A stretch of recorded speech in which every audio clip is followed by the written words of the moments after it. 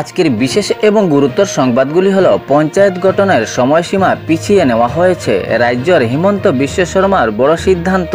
এ পদক্ষেপে সরকারের বড় সিদ্ধান্ত নেওয়া হয়েছে। রাজ্যের গাঁও সভা গঠন প্রক্রিয়া পিছিয়ে নেওয়া হয়েছে। পঞ্চায়েত প্রতিনিধিদের জন্য গুরুত্বপূর্ণ খবর, যে সময় দেওয়া হয়েছিল এই সময়সীমার ধাঁচা পরিবর্তন করে পিছিয়ে নেওয়া হয়েছে পঞ্চায়েত গাঁও সভা গঠন প্রক্রিয়া। কবে গঠন করা হবে জেলা পরিষদ এবং এপি তথা আঞ্চলিক পঞ্চায়েত জানিয়েছে রাজ্য সরকার। 1 মাসের বেশি সময়সীমা বাড়ানো হলো নবনির্বাচনের দায়িত্ব পেতে।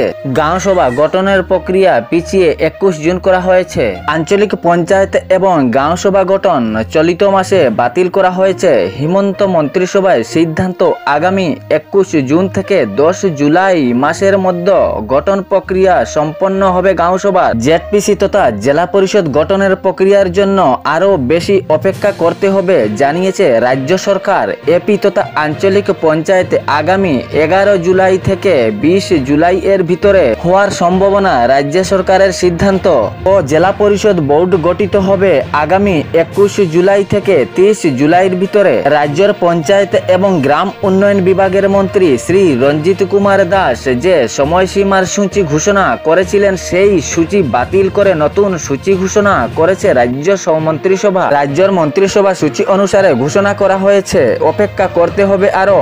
এখন ডিজিটাল সোশ্যাল মিডিয়ার সময় কোনো কিছু পোস্ট করলে কিছু লোকজন না জেনে সেই পোস্টটি লাগাতার শেয়ার করতে থাকেন এবং কিছু সময়ের ভিতরে গোটা এলাকা সহ বহু রাজ্যে এই পোস্টটি ছড়িয়ে পড়ে। এমন অবস্থায় এখন একটি পোস্ট বর্তমান সময়ে হোয়াটসঅ্যাপের মাধ্যমে ভাইরাল হয়ে পড়েছে। জানা যায় হাইলাকান্দি জেলা পরিষদ চেয়ারম্যান পদটি এসসি রিজার্ভ করা হয়েছে, কিন্তু এটা কতটুকু সত্য তা এটা না জেনে শেয়ার চলছে। সঠিক সংবাদের মধ্যে আপনি জেনে নিন যে এখনো পর্যন্ত সরকারিভাবে কোনো ধরনের নোটিফিকেশন জারি করা হয়নি।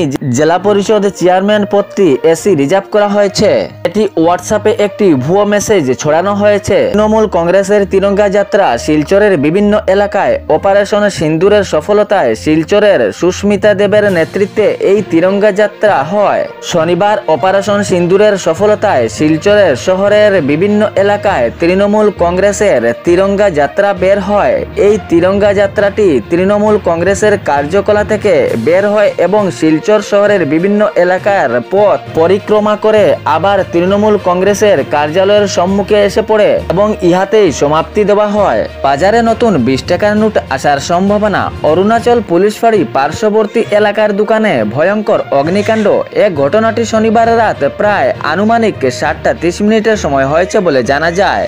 হার্ডওয়্যারের দোকানে এই আগুনটি লেগেছে এবং আগুন লাগার পর ভয়ঙ্কর রূপ নেয় এবং পাশে থাকা দুটি দোকানেও এই আগুন লেগে যায়। সঙ্গে সঙ্গে অরুণাচল পুলিশ ফাঁড়ি এ ঘটনাস্থলে উপস্থিত হন এবং দমকল বাহিনীকে খবর দেওয়া হয়, কিন্তু ফায়ার ব্রিগেড আসতে আসতে অনেক দেরি হয়ে যায়। এমন অবস্থায় লক্ষ লক্ষ টাকার জিনিস পুড়ে ছাই হয়ে গিয়েছে।